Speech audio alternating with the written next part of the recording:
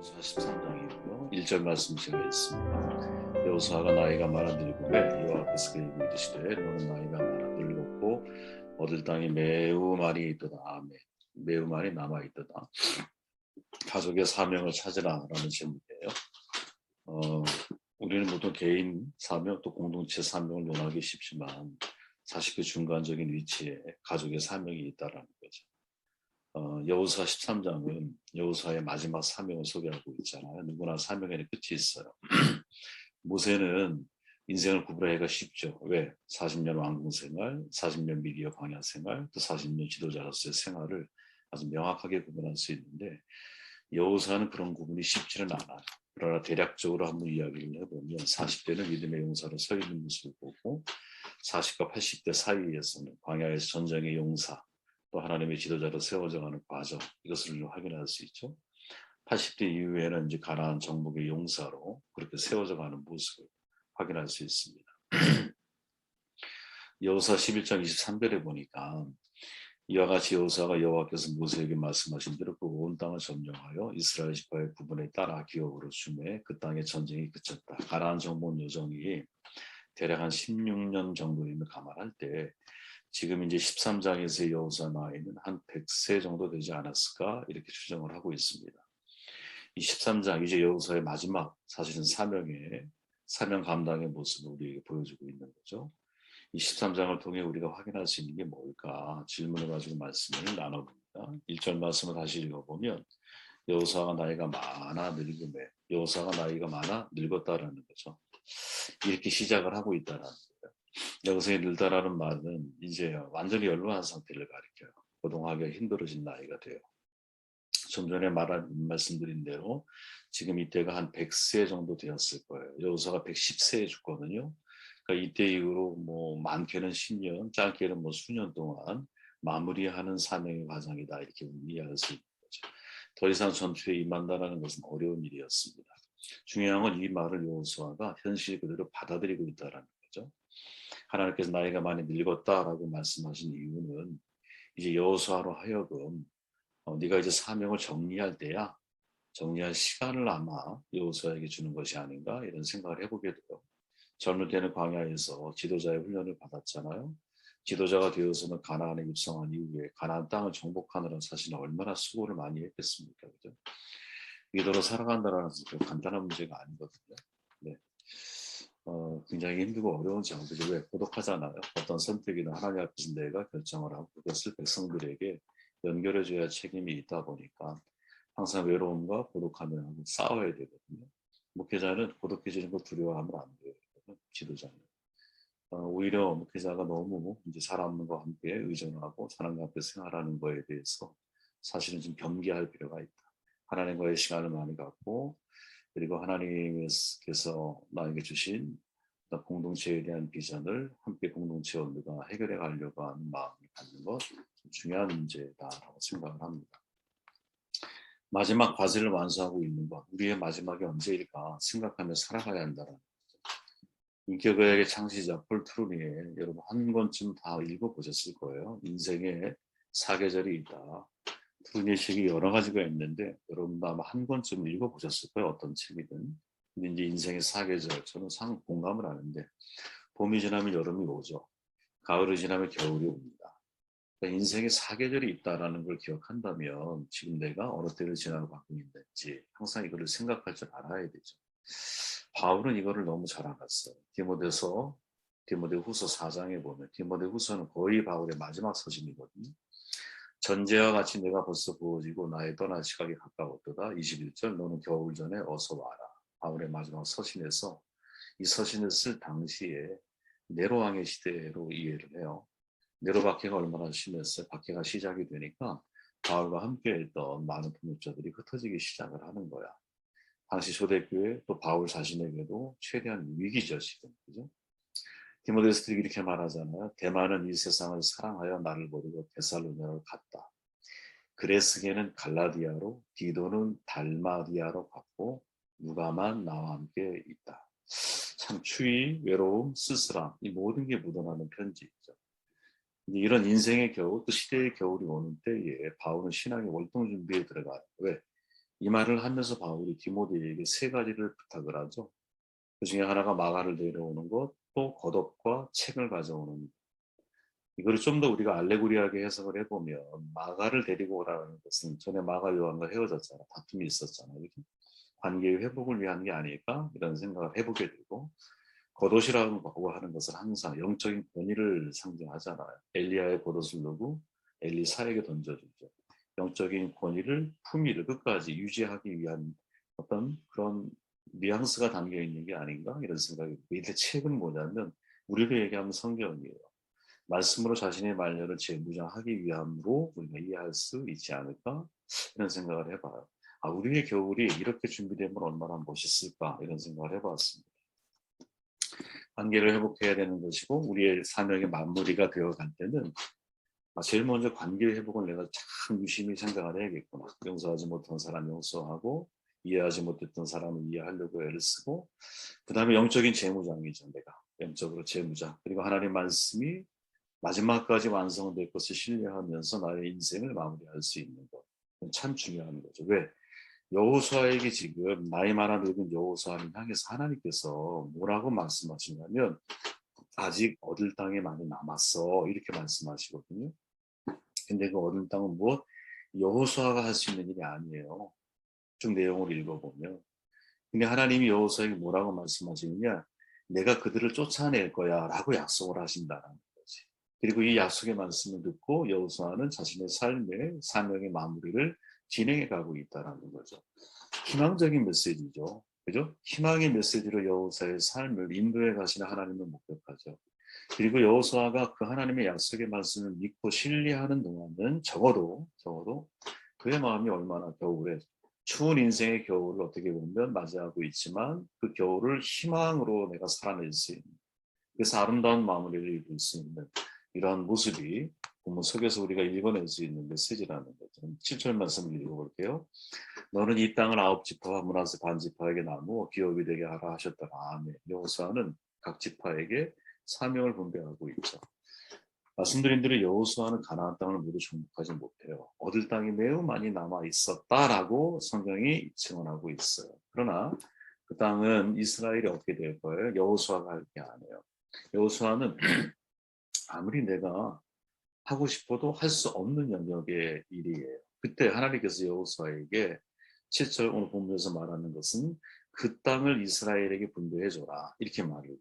원래 여러분 분배라고 하는 말은 이미 내 소유가 돼서 내가 완전히 정복을 해서 나의 소유가 된 것을 나눌 때 사용하는 말이 분배라고 하는 말은 내 소유가 돼서 나눌 때 사용하는 거야. 근데 하나님께서는 아직 정복하지 못한 땅들을 놓고 아홉 지파, 므낫세 반 지파에게 기업으로 나누어 주라 이렇게 명령을 하시지. 이상한 명령에 가만히 읽어보면 우리가 어떻게 해석할 수 있느냐? 야 정복할 땅을 물려주는 것도 유산이겠지만 정복해야 할 땅을 물려주는 것은 더 큰 유산일 수 있겠구나.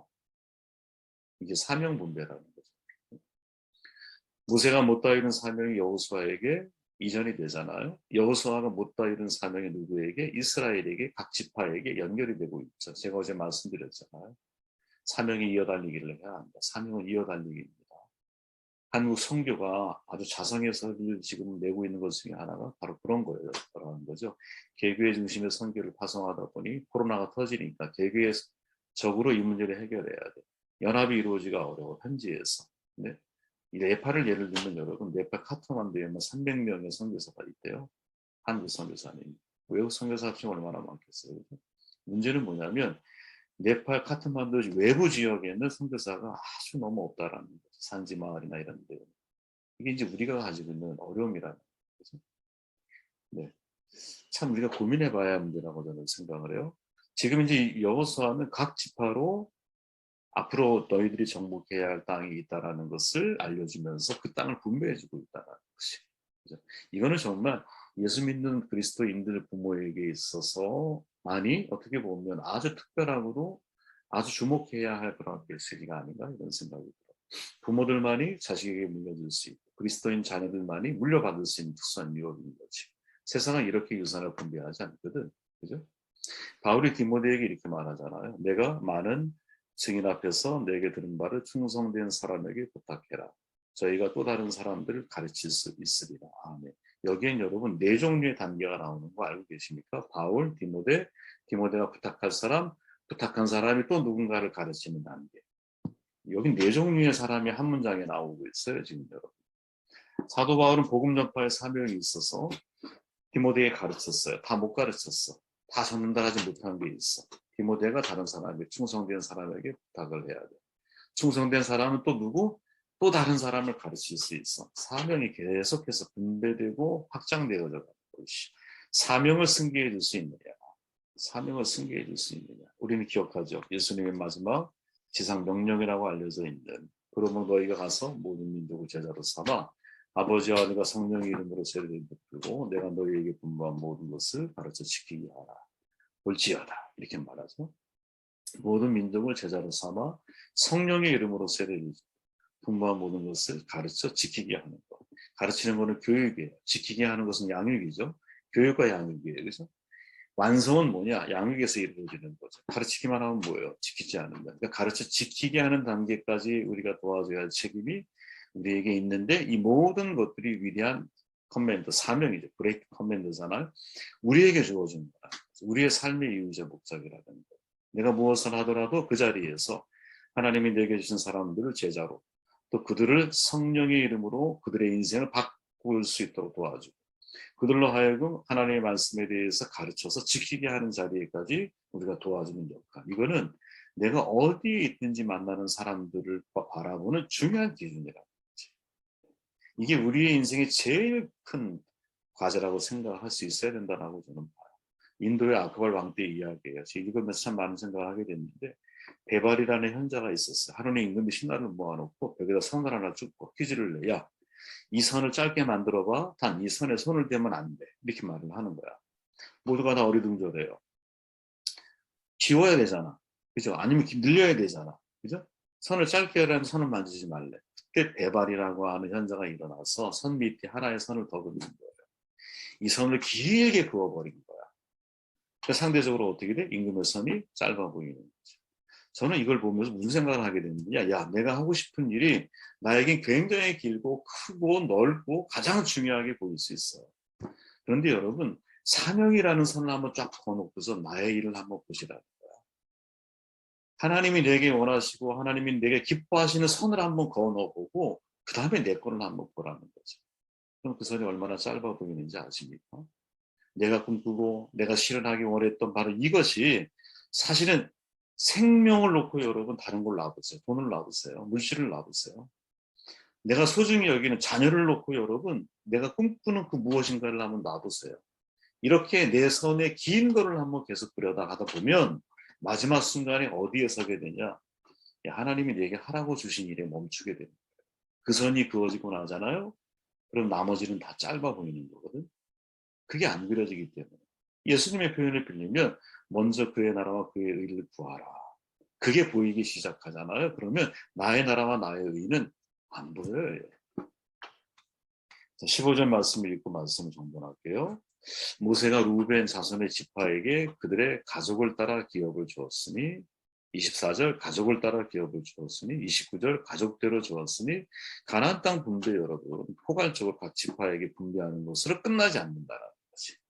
지금 여호수아는 여러분 모세가 어떻게 이제 루벤 므낫세 이 므낫세 반지파, 이거는 어디냐면 요단 동편, 처음에 전쟁을 안 하려고 했던 그 사람들에게 준 땅이잖아요. 근데 이 모세가 어떻게 땅을 줬느냐?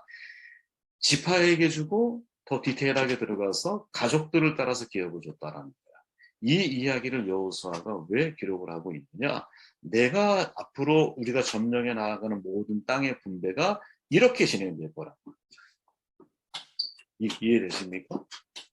그러니까 지금 이스라엘의 여러분 이 사명이 뭐라 할까요? 종류를 한번 이제 그렇게 디테일하게 구분할 수는 없지만 만약에 종류로 한번 크게 해서 구분을 해보면 이스라엘 공동체가 가나안에 들어가는 거 공동체적 사명인 거예요. 그죠? 그 안에 소그룹이 또 있는 거죠. 그죠? 지파들. 그 지파들에게 땅을 분배해 주는 것이 또 다른 작은 사명이야. 그죠? 또 더 디테일하게 들어가 보면 그거를 가족에 따라서 기업을 나눠줘요. 가족 수에 따라서. 혹은 가족의 재능에 따라서. 아마 재능도 포함되어 있지 않겠어요? 야, 이 땅은 누가 적합할 거야? 이런 재능이든 어쨌든 사업은 가족 수든 각 가족을 따라서 기업을 나눠주고 있다는 거지. 가족 사명이라는 거죠. 저는 여러분, 사명은 최소한 세 가지가 있구나. 제 개인적으로. 개인 사명이 있어. 그 다음에 가족 사명이 있어. 그 다음에 공동체 사명이 있어. 이걸 거꾸로 들어가면 좋겠다는 생각이 들어요. 교회 공동체를 통해서 우리가 해야 할 공동체 사명이 뭔지를 고민해 보는 거죠. 그리고 그것을 통해서 하나님이 우리의 가정을 통해 하기 원하시는 게 뭘까? 이 공동체뿐 아니라 공동체를 통해서 우리에게, 나에게, 우리의 가정에게 원하는 게 뭘까? 이 질문을 던질 수 있느냐. 되게 중요한 문제죠. 왜? 하나님이 여러분 최초에 만든 것은 가정이잖아요. 하나님의 역사의 격변기에 사용했던 사람들도 다 가족이죠. 그죠? 아브라함과 그의 가족들인 거예요. 노아와 그의 세 아들인 거예요. 그죠? 아담과 하와인 거예요. 아브라함을 말할 때 여러분 창세기 18장에 보면 눈여겨봐야 할 구절이 있거든요. 이렇게 말해요. 아브라함은 강대한 나라가 되고 천하 만민은 그로 말미암아 복을 받게 될 것이 아니냐. 그러면서 내가 그로 그 자식과 건석에게 명하여 여호와의 도를 지켜 의와 공도를 행하게 하려고 그를 택하였나니. 아멘. 아브라함의 택함 속에 그 자식이 있고요. 그 건석이 있어요. 되게 주목해야 할 말이죠. 그죠? 그리고 그들에게 명할 거다라고 말씀하고 계세요. 그러니까 실은 우리는 아브라함 한 사람만 생각하지만 아니라는 거죠. 그 가족을 향한 하나님의 뜻이 있고 공동체의 목적이 있다라는 거죠. 우리는 이것을 기억을 해야 한다라는 거죠. 저도 이제 수없이 많은 질문을 던지지만 저의 한 인생을 우리 가족 공동체 안에서 해석하는 훈련을 오래도록 많이 해봤거든요. 예를 들어 그런 거예요. 아버님이 돌아가셨을 때 왜 하나님이 우리의 가정에 아버님을 먼저 데려가셨을까? 저의 경우는 그로 인하여 온 가족이 예수를 믿게 됐어요. 야, 우리를 구원하시기 위함이구나. 우리를 구원하시는 목적이 뭘까? 뜻이 있을 거 아니에요, 그죠? 그러면서 한 분 한 분 어머님이 사역자가 되시고 제가 사역자의 길을 선택하게 된 계기는 저희 형님이 이제 갑자기 또 사고로 돌아가시면서 그때 저에게 던져진 진지한 질문 가운데 하나가 이거 내가 앞으로 어떻게 인생을 살아야 되지? 그전에는 꿈이 좀 많았어요. 다른 꿈이. 뭐 여러 가지 뭐 의사도 되고 싶었고 변호사도 되고 싶었고 그런 류의 일을 제가 좀 해보고 싶었는데 어쨌든 그걸 계기로 해서 인생이 완전히 제가 바뀐 거예요. 그리고 이제 둘째 형님이 또 갑자기 돌아가시면서 저희 이제 형수님의 가정이 사역자로의 길을 걷게 됐어요. 그러니까 이게 이제 저희 가정에 있는 하나님이 주신 사명이라고 저는 생각을 하는데 각자 하나님이 섬겨야 할 공동체의 어떤 그 목회자로 혹은 섬기는 자로 하나님이 우리의 가정을 부르시는 콜링들이 저희 가정의 역사 속에 있었다는 거지. 저는 그게 물론 때로 거부하고 싶을 때도 있죠. 포기하고 싶을 때도 있었어요. 네. 왜 하필 나에게 이런 일이 있어야 되나 이런 고민도 많이 던졌었고 하지만 그 과정을 통해 돌아보니까 하나님은 우리의 가정을 통해서 이루기 원하시는 사명이 있었구나. 이루기 원하시는 사명이 있었구나. 그것을 가정이 서로가 서로를 잘 돌보고 잘 위로하고 격려하고 또 하나님의 비전을 같이 함께 보게 하고 내가 함께 그 영혼들을 위해 중보하고 도와주면서 그 사명이 성취되도록 함께 이끌어줘야 책임입니다.